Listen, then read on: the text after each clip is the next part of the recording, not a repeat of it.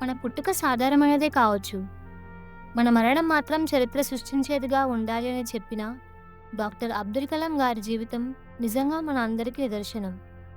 ఆయన జీవితం మొత్తం ధైర్యం, కష్టాలు, ఆశలు మరియు ఎన్నో విజయాలతో కూడుకున్నది. రామేశ్వరంలో ఒక చిన్న మధ్యతరగతి కుటుంబం నుండి వచ్చి భారత రాష్ట్రపతిగా ఎదిగిన కలాం గారి జీవితం గురించి తెలుసుకోవడానికి ఈ వీడియోలో ప్రయత్నిద్దాం. డాక్టర్ ఏపీజే అబ్దుల్ కలాం గారు మన అందరికీ గొప్ప శాస్త్రవేత్తగాను, భారత రాష్ట్రపతిగాను తెలుసు.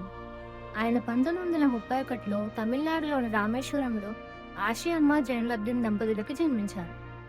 ఆయన పూర్తి పేరు ఆవున్ పాకీర్ జైనులబ్దీన్. చిన్నప్పటి నుండే పైలట్ కావాలి అని కలలు కన్న కలాం తన ఆశయాన్ని చేరుకోవడానికి ఎన్నో ఇబ్బందులను ఎదుర్కొన్నారు. కలాం తల్లిదండ్రులు ఎక్కువగా చదువుకోకపోయినా కలాంని మాత్రం బాగా ప్రోత్సహించేవారు. రామంతపురంలోని స్వాజ్ హై స్కూల్లో చదువుకుంటూనే తన అన్నకి షాప్లో సహాయం చేస్తూ, న్యూస్ పేపర్స్ వేస్తూ తన వంతు సహాయాన్ని తన కుటుంబానికి అందించేవారు. స్వాజ్ హై స్కూల్లో చదువు పూర్తయ్యాక సెయింట్ జోసెఫ్లో డిగ్రీని పూర్తి చేశారు. పైలట్ అవ్వాలి అనే తన ఆశయాన్ని చేరుకోవడానికి ఎంఐటీలో స్కాలర్షిప్ సహాయంతో ఏరోస్పేస్ ఇంజనీరింగ్ పూర్తి చేశారు. ఎంఐటీలో చదువుతున్న రోజుల్లో కలాం గారికి ఒక ప్రాజెక్ట్ చేయమని అప్పగించారు. కానీ అది ఇచ్చిన గడువులో పూర్తి చేయలేకపోయారు. దానితో ఎంఐటీ ప్రొఫెసర్ శ్రీనివాసన్ కలాం గారితో అంటూ, ఒక 3 రోజుల్లో ప్రాజెక్ట్ పూర్తి చేయకపోతే స్కాలర్షిప్ ఆపేయాల్సి వస్తుంది అని చెప్పారు. స్కాలర్షిప్తోనే చదువు కొనసాగిస్తున్న కలాంకి మరొక దారి లేనట్టు అయిపోయింది. కానీ కలాం గారు మాత్రం పైలట్ అవ్వాలి అనే ఆశయాన్ని వదులుకోవడానికి సిద్ధంగా లేరు. ఇచ్చిన 3 రోజుల గడువులోనే ప్రాజెక్ట్ని పూర్తి చేసి ప్రొఫెసర్ దగ్గర అభినందనలను పొందారు. ఎంఐటీలో ఇంజనీరింగ్ పూర్తి చేసిన తర్వాత హిందుస్థాన్ ఏరోనాటిక్స్ లిమిటెడ్లో శిక్షణ తీసుకుని గ్రాడ్యుయేట్ ఏరోనాటికల్ ఇంజనీర్గా బయటకొచ్చారు. ఆ తరువాత కలాం గారికి 2 అవకాశాలు లభించాయి. ఒకటి ఆయన ఎంతో ఇష్టపడిన ఎయిర్ ఫోర్స్ కెరీర్, మరొకటి BTDNPలో జాబ్. కానీ ఎయిర్ ఫోర్స్ పరీక్షల్లో చివరి స్టేజ్లో ఫెయిల్ అవ్వడంతో పైలట్ అవ్వాలి అనే కల దూరమైంది అని చాలా నిరాశ చెందారు.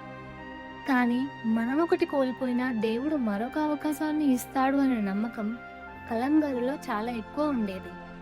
దీంతో BTDNLలో చేరి రాకెట్ మరియు మిసైల్ ప్రాజెక్టుల మీద పనిచేసి ఏరోస్పేస్ టెక్నాలజీపై గొప్ప అనుభవాన్ని పెంచుకున్నారు. ఆ తరువాత కలాం గారికి డాక్టర్ విక్రమ్ సారాభాయ్ గారి దగ్గర నుండి ఇంటర్వ్యూకి రమ్మని ఆహ్వానం వచ్చింది. కలాం గారు దీనికి ఎంతో సంతోషించి అవకాశాన్ని సద్వినియోగం చేసుకుని ఇంకోస్పార్లో రాకెట్ ఇంజనీరింగ్గా చేరి భారతదేశానికి ఎన్నో సేవలు అందించారు. ఇంకోస్పార్ ఇది తర్వాత ఇస్రోగా మారింది. ఇస్రోలో చేరాక ఆయనకు నాసాలో పనిచేసే గొప్ప అవకాశం వచ్చింది.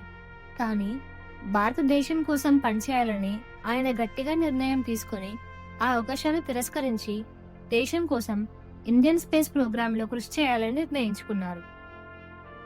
డాక్టర్ కలాం SLV-3 అభివృద్ధిలో ముఖ్యమైన పాత్ర పోషించారు. ఇది ఒక ఉపగ్రహాన్ని స్పేస్లోకి పంపడానికి భారతదేశం చేసిన మొదటి ప్రయత్నం. SLV-3 ప్రాజెక్టుకి చాలా ఇబ్బందులను ఎదుర్కొన్నారు.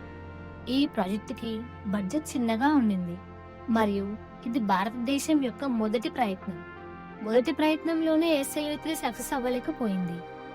దీనిపై అంచనాలు అందరికీ ఎక్కువ ఉండడం వల్ల మొదటి ప్రయత్నం విఫలమవ్వడంతో ఇంకాస్త ఒత్తిడిని పెంచింది. కానీ కలాం గారు మాత్రం నిరాశ చెందలేదు.